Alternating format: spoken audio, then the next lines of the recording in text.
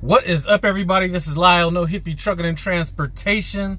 I am coming at you from the Flying J in Gretna, Nebraska. Not exactly sure what the exit is on this, but this was definitely my last option.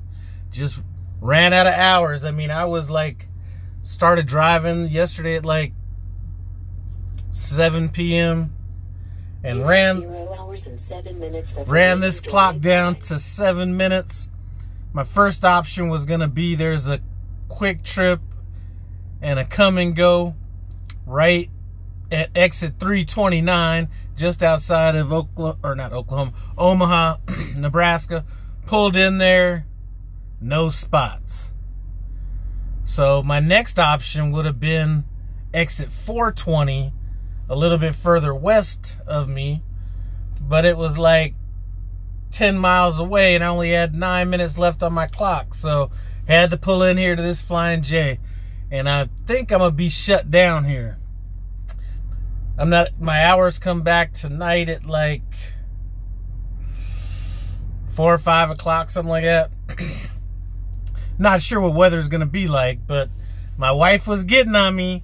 You know there's gonna be a blizzard in Grand Island, Nebraska. So she reminded me. I mean, not that I needed to be reminded, but with this snowstorm coming up here, and the way weather's not an excuse or a reason or whatever they're putting out there, I'm gonna be as conservative as a West Virginia snake handling preacher out here. So the earliest I'm probably gonna leave, unless I see something with extenuating circumstances, is probably gonna be tomorrow morning. This load, I'm kicking myself in the ass for taking this load. Anyway, well, here's the thing. I knew where I was delivering, and I knew possibly what I was gonna get. Now, Christmas kind of threw a wrench in it. You know, I ended up getting this Hershey load going out to Ogden, Utah. Now, this snowstorm snuck up on me. Had I known about this, I would have probably suggested to the fleet manager, which wasn't mine, that sent me this load, I would have suggested, how about the Edwardsville, Illinois load that comes out of that same place? I'm not sure if that was available, because when I went down there to pick up my trailer, there was only one other Prime trailer down there, so who knows what was up. But load doesn't have to be there till Thursday, so like I said, I got time on it. It's Monday, but you never know with Wyoming. You know, was hoping to maybe get it in on Wednesday, because if I did, this might have been like, well, you know, you need to talk about that. But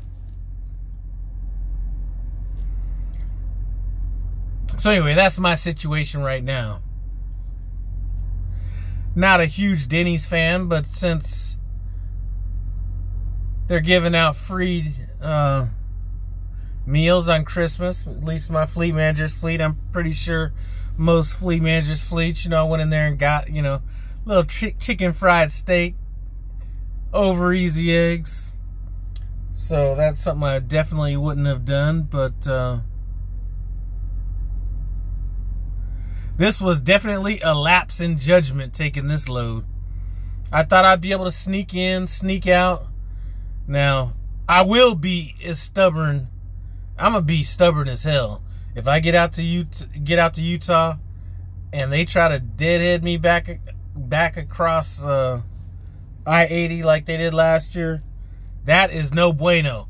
I will sit like a petulant child over there for days before I come back empty across that shit like I did last year. So hopefully that is not in the plans, because that was a miserable drive.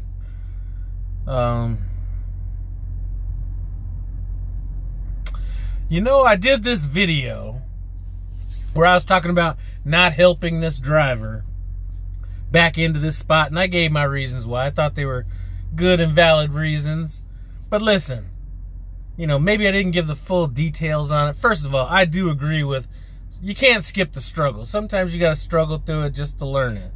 You know, secondly, this guy was about 10 docks down. So if the drivers on both sides of him didn't get out and help, since their trucks were in jeopardy, and they really weren't, you know, why would I do it? Now, just because I didn't help this particular driver out doesn't mean that I don't help drivers back up. I am probably one of the few people that have actually gotten two people's trucks and backed their trucks in for them. I was at a Meijer in Lansing, Michigan, probably about 3 years ago. Somebody that would kind of be one of them Eastern European guys out there with a raggedy ass truck, I must say. He was struggling getting in. I tried to, like, you know, get out and show him how to get in, but trucks were getting backed up out there. So I asked him if he wanted me to get in. I got in, backed his truck. Next time I backed in a truck, I don't remember. I know it was a TA in Florida. There was a girl that worked for United Van Lines. She was having a hard time getting in, and she basically asked me if I would back in her truck. So it's not like I don't do it. You know, I can remember in Nashville. Probably last time I was in through Nashville. Helped the CRST driver get into that spot. And then I had somebody, you know, coming up talking to me like I was her trainer or something like that, which, you know, obviously I wasn't. So maybe he gave the wrong impression, but, you know, if somebody is struggling, they're not holding up any traffic or any drivers or anything like that, I just think it's good to let them struggle and learn. Because I can remember when it really clicked for me. You know, I had got on like a little run where I'd been on like some seriously like embarrassing backs when I first came out. One was so bad that, you know, your transmission clutch overheats, man. That shit had happened, and I was holding everybody up and all that kind of stuff. And that actually was the one that made me really become a technician, or at least try the best I could to understand the mechanics of the back and everything. But I just remember on one of those struggles where I was trying to get in and I kept like not having enough room out front. So I said, man, if I keep backing up and I keep setting up the same way, I've set up shallow or super shallow, I still wasn't able to do it. You know, the only thing I haven't tried is going out further, using the space. Like, if the dock is here, using the space, you know, like before you setting up further out. So I tried that, and I was like, wow, that's when I learned, you know what? The less room you have out in front of the dock, the further out you set up. So had I not had to struggle through that, I wouldn't have learned that. So anyway, that is about it. Looks like my shave job on yesterday's shower wasn't that good, but I bought some cheap ass Dollar Tree razors, and them bad boys, man. I think I had more hair on my face after I tried to shave with that raggedy motherfucker than before I started. So that's about it.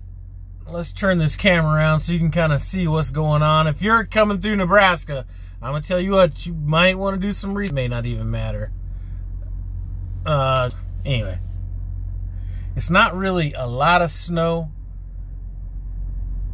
It is blowing, and it's the dangerous snow that's kind of light, and it's kind of layering up on it, you know. So it doesn't look bad, but it looks like it could be pretty slippery. I pulled in here just as the snow started this morning. So as Forrest Gump would say, that's about all I gotta say about that. I appreciate you stopping by No Hippie Trucking and Transportation. As always, comment, subscribe, and I'm out.